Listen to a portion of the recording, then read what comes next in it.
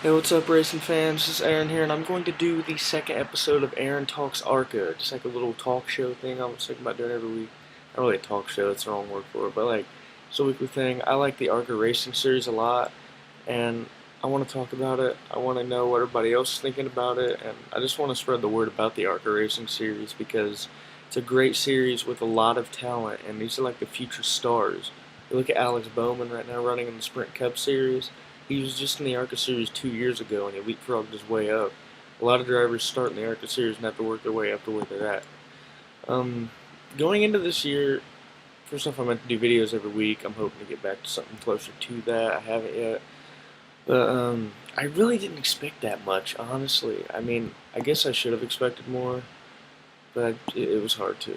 I mean, the series lost a lot of its talent, and Frank Kimmel pretty much dominated last year, even though drivers like Mason Mingus were giving him a run for his money week in and week out.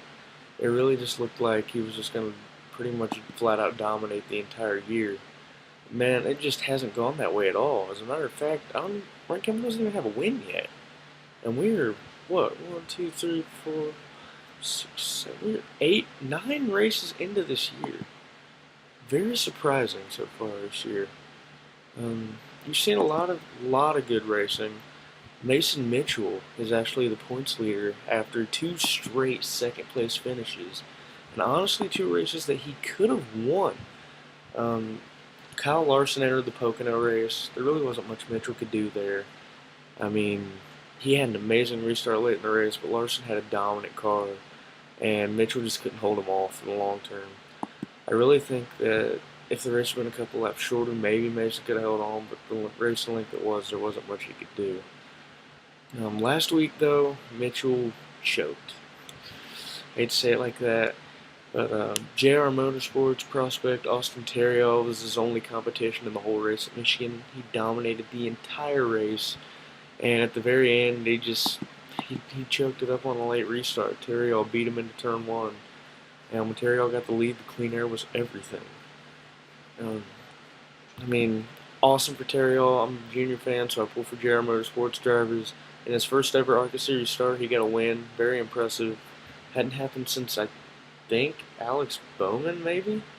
2011 or something around there. But it was just amazing to see a driver like that come out and perform in such a way. But other than that, there have been some surprising results so far this year. Justin Boston getting a win earlier this year at Salem. Um, let's see here.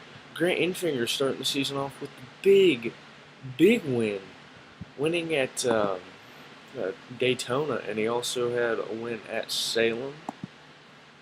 I'm trying to think. He won Mobile too, correct? Yeah, Mobile. Uh, I don't even know. Talladega had some surprisingly good racing. It was more than I expected from it. I mean, usually ARCA cars are kind of scary. They usually have a big wreck, but mostly run single file.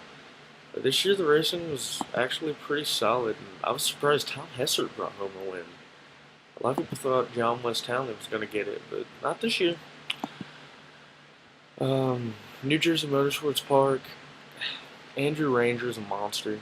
There's no way around it. He's won, what, 3 of the last 4, I think? And he just flat out dominated that race. There was no strategy, no anything that was going to keep him from winning that one. But really, Justin Boston was my biggest surprise with his big win at Toledo. He's been close multiple times in the last couple of years, but for him to really get over the hump and win that race, it was so big for him, and a really good boost for him. With all that said, this weekend is the race at Elko Speedway. And the entry list for it, pretty plain, pretty usual. The big addition that comes with a lot of the short track races is Ken Schrader. He's going to be running in it. He's a short track ace, and he should run well. I wouldn't be surprised to see Frank Kimmel run really well also. Kimmel's going to win a race before it's over with. As a matter of fact, I remember in 2012, one of the only races I went to that year was at Lucas Oil Raceway, and I saw him win his first race in a long time. I think Kimmel could do something similar to that here. Elko, he's a short track guy. That's kind of his bread and butter with ARCA, has been the short tracks, those mild dirt tracks that I guess the vehicles, the engine and stuff aren't the big advantages. It's more the driver, the skill. and handling. That's where Frank Kimmel and his crew really shines. I think that's where he's going to look really good. Going into this race, looking at the entry list, John West Townley obviously is going to be good. He's better in the ARCA series than he was in the trucks or nationwide, with all due respect. Austin Wayne Self, if he can keep his car clean, is usually pretty good. He'll probably be a good top 5 car. Justin Boston ought to be good. Grant Enfinger's been amazing this year. And I think really Grant Enfinger might be one of the ones to really watch in this. He might be the guy that pulls off the victory. Ken Schrader, obviously. Let's see here. Tom Hessert could run good. And Mason Mitchell has been on a tear lately. If you look at the points right now, after Michigan, Mason Mitchell holds a 30-point lead with 1995 or 1965 for Enfinger. And he's up 155 points on Frank Kimmel, who everybody just kind of keeps waiting on to sneak up there. Of all the guys with 8 starts, he's been amazing. He doesn't have a win yet, but he has a series high 5 top 5 and also a series high 8 top 10s. He's finished every race. He's kept his car clean in every race. He's finished in the top 10 in every race.